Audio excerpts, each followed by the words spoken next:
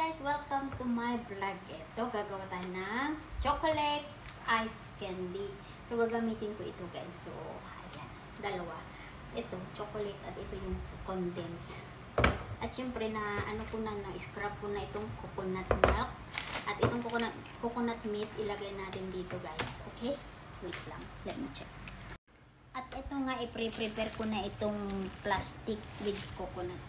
Kaso medyo parang uncomfortable to use this one. Parang mahirap tong isulbong. Paano to isusulbong kung hindi ka sanay? Kaya magkuha na lang ako ng ipit. Mahirap to guys, magtrabaho na may gloves. Ito, nakahanap na ako ng ipit. Hindi yung ipit ng kilikili Hindi yung ipit ng bird nest to. Pinaglilinis ko ng bird nest to guys. Ganyan na lang. Lagyan natin ha. So, ayan.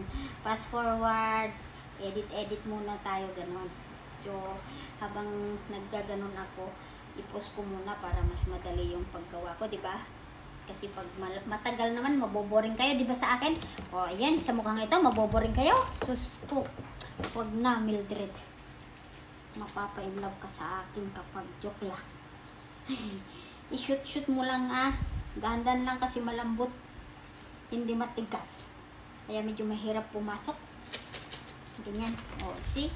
Nilagay ko na yung isa. Kaya wait lang Mag-pause muna ako guys. At syempre natapos ko na to guys. Ayan. Ngayon, bubuksan natin yung chocolate milk at saka yung condense. Tara na let's! At dahil nga mayroon na ako dito na nabuksan kasi minsan nag-iinom ako ng chocolate. So, ito. So, ayan muna gamitin. At ito muna yung hindi ko alam gamitin yung yung knife o yun. So, ito na lang guys. So, charan! Nabuksan na po. Okay. So, at syempre kailangan natin ng tubig. So, kuha tayo ng tubig dito guys. So, konti lang siguro. Ayan. Wala kasi yung coconut drinks ininom ng alaga ko kasi may sakit siya. So, at ayaw naman kainin yan. So, lagyan natin ng chocolate. Okay? Chocolate muna ang nilagay natin, guys. Ayan, papakita ko sa inyo para makita nyo. Ito yung chocolate, guys. Ayan. Sa Indonesia lang meron ng ganito, guys. And then, dumaong yung barko. Barko namin. So, lagyan natin ng chocolate. Naku, basa na yung spoon. Ayoko nang tayo ng another spoon. So, lagyan natin ng 1 spoon lang. Para yung mag-balance yung tamis ng chocolate at saka yung coconut. So, ayan, stir muna natin ito guys. Ting. Pabalik, pausap. So, ayan. Natapos na to guys. So, kailangan natin lagay ng ganito, embutido. Ano ba to? Embutido ba itong tawag nito? Bahala kayo. Naganat kastuin pagsulbong.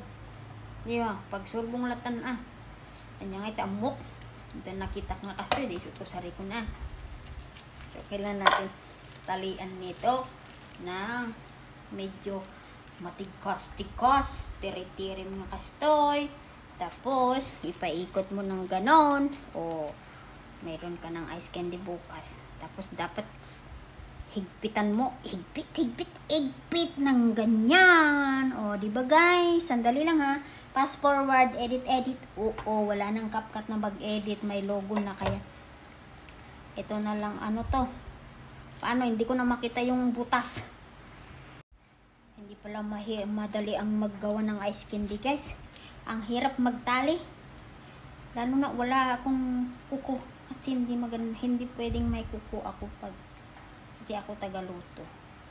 Kaya kailangan laging ganyan yung kuko ko. Sobrang ganda. Wala ka ng kuko nito diba? Kaya okay lang yan. So ayan, ganyan. Shoot mo lang. Kaya dapat hindi puno yung tubig ng ice candy mo. Para madaling maitali. Ayan.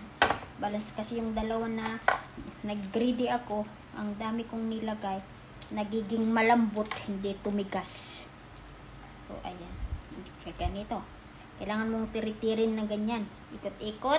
Tapos, paikutin mo din ng ganyan. O ayan, madulas-dulas na. Mamantika ma-oily kasi yung coconut So, kailangan mong patayuin. Tapos, hilain mo ng